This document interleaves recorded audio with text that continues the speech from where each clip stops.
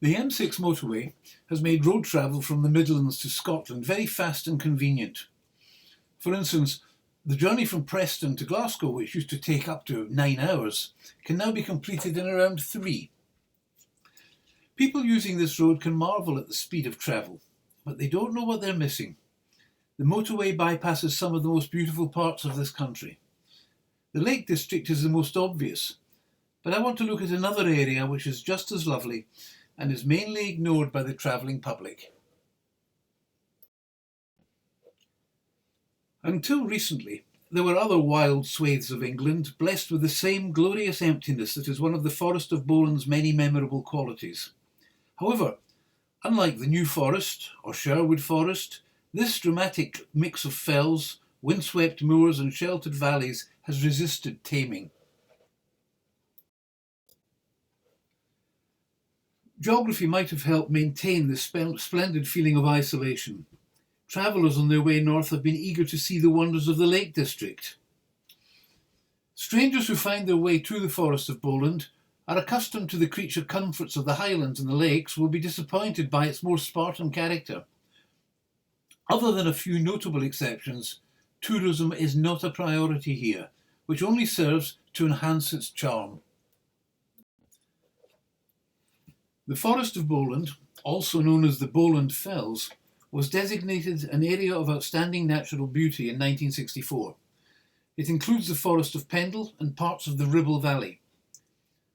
It is rich in ornithological life, including golden plovers and oyster catchers, and it's one of the last few English strongholds of the elusive hen harrier. Last year, the Ribble Valley was voted the happiest place in England, beating the Orkney Islands by a whisker. The Trough of Bowland is a valley and a high pass in the area of the forest. Though steep and narrow, the road is the most direct connection between Lancaster and Dunsop Bridge and Clitheroe. This was the route taken by the Pendle witches to their trial at Lancaster Castle in 1612. Before the county boundaries were changed in 1974, the head of the Trough of Bowland used to mark the boundary between Lancashire and the West Riding of Yorkshire. Ordnance Survey, the people who map the entire country, calculated that the geographical centre of Great Britain is located on a remote hillside called Whittendale Hanging Stones, above Dunsop Bridge in the heart of the Forest of Bowland.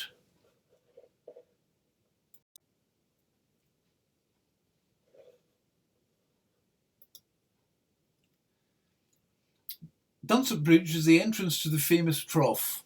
Lovely winding paths from here through the moors to Lancaster are popular with thousands of fell walkers.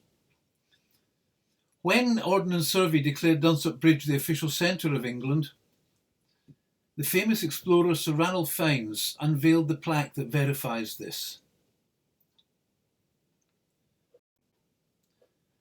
The quiet, picturesque villages have many lovely and welcoming pubs, such as the legendary Inn at Whitwell, many renowned for their food as well as their beer.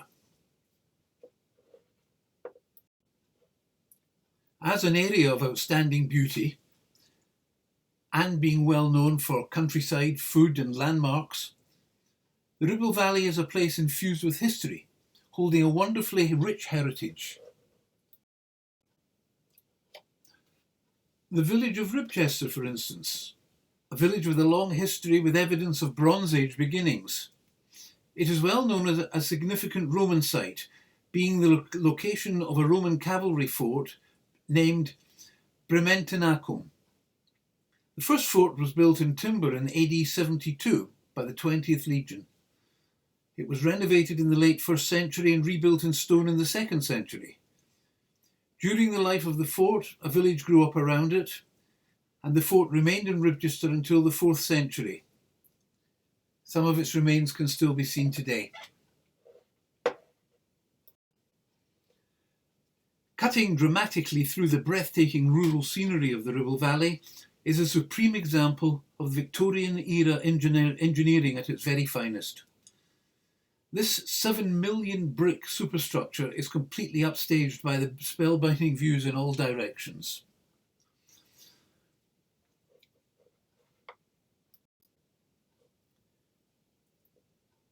The 605-metre-long superstructure, known locally as Whalley Arches, was built by the Blackburn and Bolton Railway Company.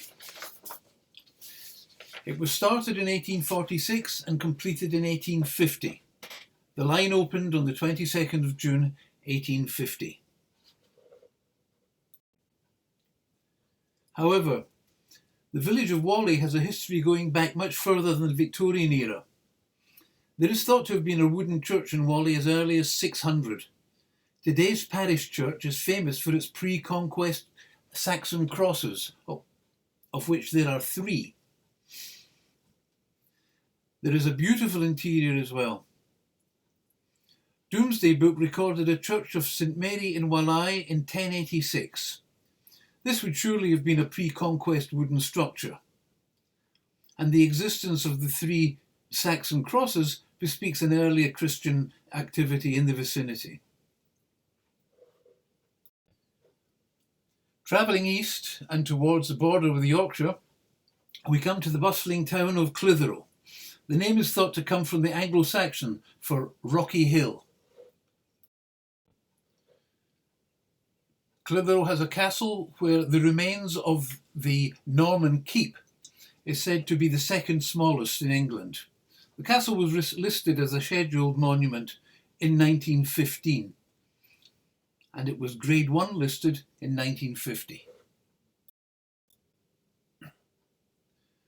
Dominating the skyline of this rural and picturesque landscape lies the historically famous Pendle Hill. It's renowned for its connection with the trial of the 17th century Pendle witches. It took place in Lancaster Castle in 1612. It's also known as a place visited by George Fox, the founder of the Society of Friends. He had a great vision of a great people to be gathered waiting for him. Pendle Hill is a very atmospheric place, bursting with fascinating history and also with stunning views. So let the cars whiz up the motorway to Lancaster and beyond. It will be nice to keep this area just a little bit special. I hope you'll join me again to see where these thoughts take me next. Thank you. Bye-bye for now.